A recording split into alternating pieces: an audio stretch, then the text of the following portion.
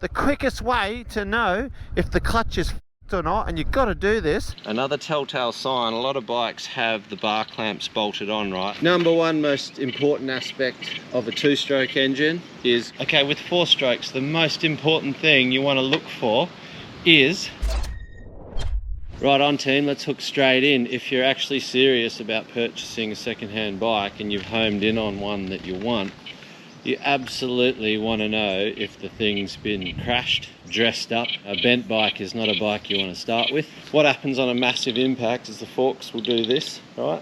Quickest way to spot if the bike's got a bent axle, look straight through the axle, straight through the tube, and line up the 2 O's, okay? It should just be a perfect cylinder on the inside. If this has taken a big hit, where the old mate's just come up short and ejected and the front end's just gone into a triple, or he slid the bike down the road and the front wheels hit a curb, that will bend the axle. If the bike's got a bent axle, chances are the forks are bent too. The next point you want to check is right here at the base of the bottom triple clamp. You'll see the anodizing will reveal all, and what you'll see is basically like stretch marks on the outside here. Big crashes will snap handlebars, bend handlebars, all the rest. Another telltale sign, a lot of bikes have the bar clamps bolted on, right? And what you want to do is look at these 2 bolts here and make sure they're on the exact plane. If they're like that and the bars are straight, okay, and just have a little snoop, take the bar pad off, right? Use the tradesman's eye. Eye up this face of the handlebars against the triple clamp and look at horizon. What you want to do, you want to be matching horizons, and you can see how straight everything is. You know, you're about to hand over money. It's your right to just really scrutinize the bike that you're buying, right? Get the front wheel off the ground and give it a turn. And what those bearings want to feel like is just liquid smooth, okay? A liquid smooth feel. Wheel bearings. Grab the fork leg, grab the wheel, rock the wheel between the 2 fork legs, so put a bit of pressure. And what you want to do is stare at the actual dust seal on the spacer. And you can, if these bearings are flogged, you'll actually see the seal move on the spacer. Bearings on this are pretty good. Bearings on these are rock solid, okay? If the things are punished to start in the morning, or it's got some issues and it doesn't like to run cold or start cold, generally they'll fire them up if they know you're coming over to look at the bike. Best way to check that is don't feel the radiators. They go cold really quick. What holds the most heat in the engine is the gearbox, where the oil is. So if that engine's been run, the radiators can feel cold, cylinder can cool down, but where all the oil sits, if they've had it hot and run it, you can generally tell it's been run by feeling like the gearbox, because that's where all the hot oil is sitting. Number one most important aspect of a 2-stroke engine is compression. It's cold, you can sort of see it's not been started or run that day. You want to feel that first stroke of compression, that first lockup. Okay, that's good. See the force involved? Okay, with 4 strokes, the most important thing you want to look for is smoke on the initial start. If there's a puff of smoke out the exhaust on the very first start, that's a sign of worn rings or just basically a worn top end. If you've assessed that the motor's cool, hasn't been run that day, just wheel her into shot so you can see. Fuel's on, bit of choke, and just have a good look at the exhaust.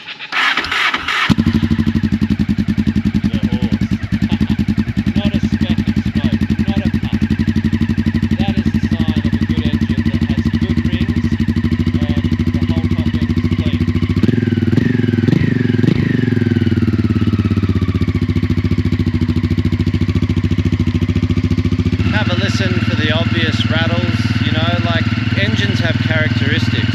It's not so much the noises coming from the motor, but have a look around the rest of the bike.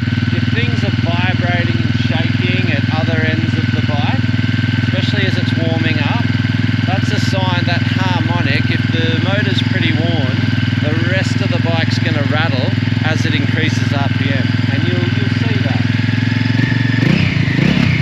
If you can give it little revs, and the whole bike is just sitting tight, that's the sign of a good one. 2 strokes and 4 strokes, but in this example, okay, the pleasure of a 2-stroke comes with the exhaust, and all the rattles and vibrations typically start with the expansion chamber. So what you want to look at is the condition of all the mounts and the exhaust itself, and the best way to check that is there should be, you know, a second-hand bike is going to have wear and tear. This has already got an aftermarket pipe on it.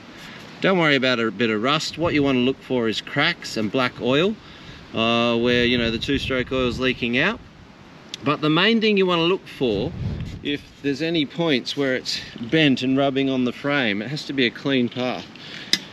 Thankfully, this pipe hasn't taken a hit. But the other thing is look around the port, right? Where the expansion chamber goes into the barrel, check that port out, right, thoroughly. And what you want to look at is how, because if the pipe's really bent, but it doesn't look bent, it won't be sitting flush inside the barrel, and there'll be leaks there and all the rest. And no matter how many new O-rings you put in, it's always going to leak gas and oil. As you can see, it's nice and dry around there, and it's sitting perfectly flush. And don't be scared if they float a bit. A little bit of movement is good on a 2-stroke because it helps alleviate some of that harmonic, that vibration, and the seal's doing its job. Another important one to check is the chain slider. The condition of the chain slider is a bit of a gauge on the overall life of the bike, but the main thing you want to look for is lift the chain up and have a look right down at the swing arm pivot and check to see that it hasn't worn through, because what they do is they leave them in forever, wears through the chain slider and starts to carve into the swing arm pivot. That weakens it in a big way. So again, this is just sort of stuff that shows how well the bike's been looked after, but it's definitely one you want to check. And you can sort of just, you know, lift it up a bit, have a sticky beak. All right, other good things to look at is just how supple the air boot is. Like old bikes, these things get dry, and what happens is they split just through vibration. They'll split. So just have a bit of a poke, push it. If it feels rubbery and supple, it's pretty good. But as you push it, have a look at where it mounts to, like the carby. And what you'll do is when you flex it like that, you'll see if there's any splits, like you'll open the splits up. And if it's split, again, these are things you can highlight to the owner that, well, that needs replacement, that needs replacing, blah, blah, blah. Yeah, if you can, get to the throttle body or the carby and just give it a wiggle, give it a push. Best way to spot if that boot is split or cracked is just to flex it all. This isn't harming the bike, it's just an assessment, you know. You've got to probe and push. See how much I'm flexing that and stretching that boot? I'll be able to know if there's any splits there. Right, not that you're going to start pulling old mate's bike apart, but by eye, if you can't physically see it, you kind of want to know with the older bikes, especially with the old Africa Twins, you know, the final drive shaft, the counter shaft, where the front sprocket goes onto. This is a potential deal breaker for any second-hand bike, because if this shaft is flogged, these are a great design on the CR, the 2-stroke, because it's pretty much going to last the life of the bike, because there can never be any movement, right? But a lot of these have just what's called a floating sprocket. So the sprocket just slides on the shaft, the circlip goes on, and they float. So they're exposed to that level of wear, and the elements, like all the dirt and shit, can get in there.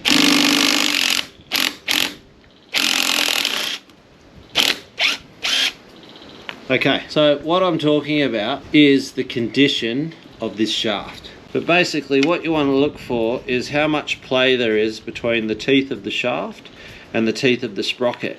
You're not going to be able to get right in and investigate everyone's bike like this, but a lot of this stuff you can just see. And there's some dodgy shit out there, like especially with the old Africa Twins and that, where the shaft is actually that buggered that even if you put a new sprocket on, what's happening next is that the inner spline is about to strip.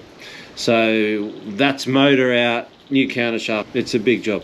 So anyway, there's been some dodgy shit where people just have welded those on there. Disgraceful, right? So keep an eye out for that. Floating sprockets, the shaft comes further out and then there's a circlip, and they're easy to see the condition. You can kind of check just by wriggling it like that. Another thing you want to look for, especially with carbureted bikes, not so much a issue with EFI, really investigate what the seller is doing. Watch their little routine when they start the bike, because if they switch the fuel on, what you want to look for is any dripping out of these overflow tubes, because they can switch the fuel on, fire up the bike, show you, let you listen to it, and then boom, they switch it off and they turn the fuel tap off straight away. Don't. Leave the fuel tap on, right? And what you want to look for is if when the motor's not running, if there's any drips coming out of these overflows. And what that means is, you know, that basically the little float kit in the float bowl is leaking. Again, just general condition of the bike. Sometimes they get a little stuck, and just a tap on the bowl like that can jiggle the floats and they'll stop dripping, seal up, done. That's just a little thing for your own bike in general you can look at. Get a good look at all the gasket points, look for any, you know, wet spots. These are the points that you want to look for leaks, right? Anywhere there's a gasket, especially the cylinder head. For both, for coolant on a 2-stroke, you want to look for leaks, and oil on the 4 strokes, okay? They're the two things that you're going to spot if the thing's just tired and in need of a rebuild. Right team, so when you're out on your little test ride, get the thing hot, get it up to running temperature, right? And then pull up somewhere and just have a good look, have a good listen, make sure the thing is hot, like borderline thermofan, and give it some good revs, you know, like you're about to buy this friggin' thing. Don't be scared to rev it, okay? Because when you rev it and you hold revs, that's when you can see shit. That's when you'll find shit that's cracked or broken or leaking, you know. Get the thing hot. You know, get right down and look right up in. Make sure you can get a good view of the radiators, like everything. You want to see if anything's weeping or leaking or rattling or cracked or vibrating. This is the time when it will reveal itself.